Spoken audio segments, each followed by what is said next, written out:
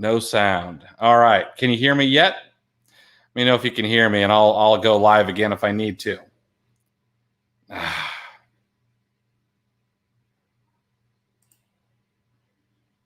There we go. All right. So that'll work. All right. Well, let's start this thing over, guys. Happy Wednesday, everybody. Happy Wednesday. I have got in my hands some what I would consider breaking news from Amazon. Amazon has updated their intellectual property policy and come out with an FAQ for Amazon sellers. Now, this is especially important for those who practice the dark arts of arbitrage because it gives us a little bit of clarity as to what Amazon is thinking. And you'll see that I've highlighted a couple of what I believe are the important parts of the FAQ that Amazon put out. I've also posted a link to the information above or below this video, depending on where you're watching it. It's in a couple of places. But some important information. Intellectual property policy for sellers, FAQ about trademarks. One of the questions in here says, do I always need the rights owner's permission to use a trademark in the creation of a product detail page? Now, this is also going to apply to those of us who list on product detail pages where a brand name is there. So if you're selling a Lego product, you're selling Sony or Nike or any other item.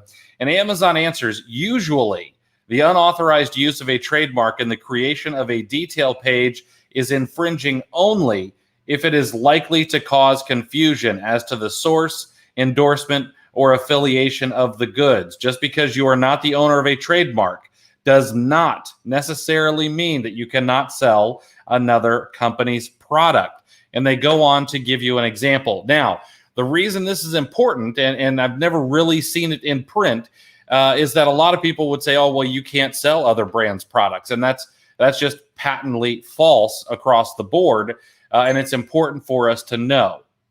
And we as arbitrageurs, we know this, but there is a lot of bad information out there. And so it's nice for Amazon to come out and put it in black and white. Now, they do put a caveat and they say usually, but it's nice of them to put this on paper. Now, one of the other questions that I thought was interesting here is, as a seller, when can I use someone else's trademark in the creation of a product detail page? Typically, a seller can use someone else's trademark in the following circumstances. When selling authentic goods, a seller may use a trademark name to list those goods.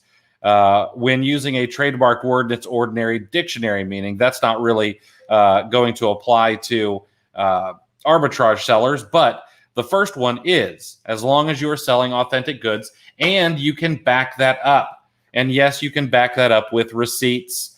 They don't just have to be invoices from distributors. Receipts do work. I want to be able to put that to bed. Now, some of the ways that Amazon suggests that you know whether or not you are violating someone's trademark protections would be, are the goods that you're selling from a reputable distributor? That's going to be the places where you shop from. If you're doing arbitrage, Walmart, TJ Maxx, Marshalls, Kohl's, all of these places that have a verifiable chain of custody, those are going to be just fine. And then you want to ask yourself, how did I acquire the goods? Will I be able to prove they are authentic if I'm asked to do so? Again, that's where the receipts and things like that come into play. So make sure that you read all of this. It's a really good FAQ. It is nice for Amazon to have put this out in print, in black and white for us to see as sellers. Because, as we know, selling on Amazon and their policies can be a bit murky.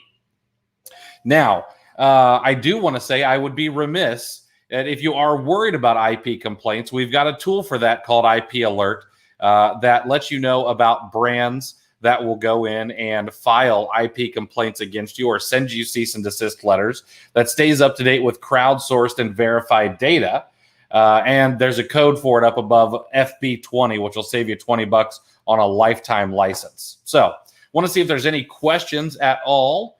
And I will see what is going on here. Sound is all fixed. What's the breaking news? I shared that.